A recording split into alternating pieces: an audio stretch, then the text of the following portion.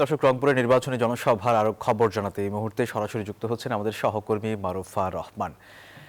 মারুফা, তারেক রহমান আসতে আর কত সময় লাগতে পারে এবং এই সভাস্থলে যারা আছেন, কর্মী সমর্থক যারা রয়েছেন, তারা কি বলছেন, সব মিলিয়ে জানাবেন আমাদের। বিএনপি চেয়ারম্যান তারেক রহমান তিনি রংপুরের এই ঈদগাহ ময়দানে এসে তার নির্বাচনী যে জনসভা সেখানে যোগ দেবেন এবং ভোটারদের কাছে তার নির্বাচনী ইশতেহার তুলে ধরবেন এবং ভোট চাইবেন।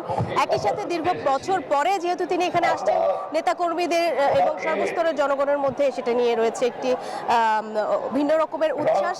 আমরা কথা বলার চেষ্টা করছি বিএনপির মিডিয়া সেলের আহ্বায়ক মওদুদ আহমেদ পাভেলের সঙ্গে। আপনার কাছে একটু জানতে চাই, এই যে উত্তরের জনপদের তারেক রহমানের এবারকার যে নির্বাচনী সফর, সেখানে ভোটারদের সাড়া কেমন আপনারা দেখছেন এবং ভোটারদের যে এই অঞ্চলের মানুষের যে চাওয়া তাদের প্রস্তাবনাগুলো রেখেছেন?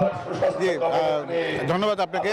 আপনি জানেন যে ভারপ্রাপ্ত চেয়ারম্যান জনাব তারেক রহমান সাহেব ইতিমধ্যে গতকাল থেকে রাজশাহী অঞ্চলের সফর শুরু করেছেন নির্বাচনী, যেটি আজকে রংপুরে কালেক্টরেট ঈদগাহ ময়দানে অনুষ্ঠিত হতে যাচ্ছে। এবং এই মাঠ ইতিমধ্যে আপনারা দেখেছেন যে কানায় কানায় পূর্ণ, এবং আমি রাস্তায় আসার সময় দেখেছি যে অসংখ্য মানুষ এখনো পর্যন্ত এই জনসভাস্থলের দিকে এগোচ্ছেন।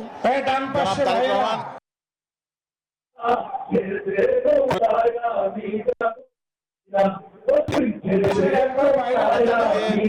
ভালো করে জানা আছে যে এই দেশের এই অঞ্চল, বিশেষ করে রাজশাহী এবং রংপুর অঞ্চল, দেশের শস্য ভান্ডার, কিন্তু এখানে কর্মসংস্থানের অভাব রয়েছে। এখানে জনগণের আর্থিক অবস্থাটা অন্য যে কোনো জায়গার তুলনায় একটু নিম্ন স্তরের আছে।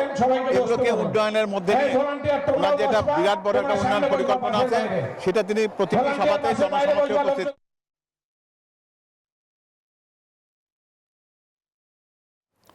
মারুফা, আপনাকে ধন্যবাদ।